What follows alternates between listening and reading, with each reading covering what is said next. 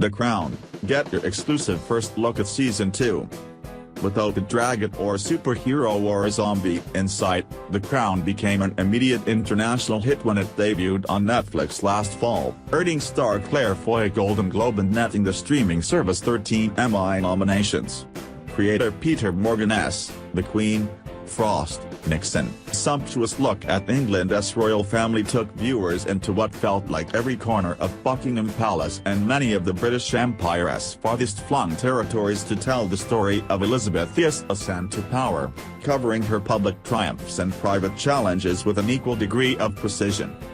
The series' second season, which covers 1956–64, will follow Queen Elizabeth and Prince Philip, Foy and Matt Smith, reprising their roles for just one more season, everywhere from Tonga to Papua New Guinea, and even the Antarctic, while focusing more on their private lives as the family expands with the birth of Princes Andrew and Edward. In this first look at the new season, out December 8 on Netflix, we see a much more self-assured leader emerging, even if things at home are still fractious at the onset.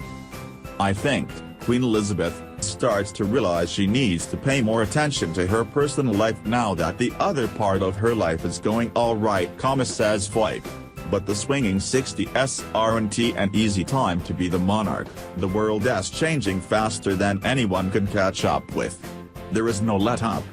She just keeps having to go from one crisis to another, and at some point, it's about 5 crises at the same time and you have no idea how she manages to get up in the morning, says Foy. Below, find an even deeper dive into some exclusive first-look images from the season. When President Kennedy, dexterous Michael C. Hall, and his impossibly stunning wife, Jackie, Jodie Balfour, come to the palace, the Queen is equally enthralled and intimidated.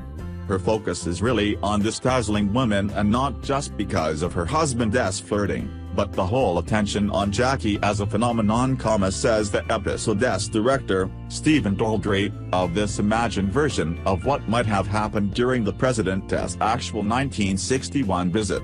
The Queen is beginning to feel the first aches and pains of middle age. And here is this woman who seems to have a huge role even within foreign policy. Adds Foy, the Kennedys were a real symbol of the 60s and the world moving forward, and the Queen is very much stuck in the past at that point. It has a real wake-up call.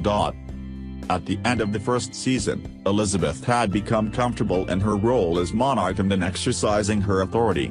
Her home life was the struggle. And finding her footing doesn't get any easier for the Queen. She has neglected her personal life, so there are all sorts of things she has to sort out, says Foy of her character's evolution in Season 2. So will we see a shift in Elizabeth and Philip's relationship? As politics change around them and as they become older, there are huge changes that take place in them as human beings, says Smith. But to talk about specifics would give things away. You will have to watch! In addition to delving more into Prince Charles' troubled youth, Season 2 of The Crown introduces 2 new royals, his and Princess Anne's siblings, Prince Andrew and Prince Edward. We never really got to do the new mother thing in Season 1. We just jumped a period of time, so you will see a bit of that, says Foy. Adds Smith: it has the Crown. It is still about politics and the Crown and how these two wrangle their marriage and how they bring up their children.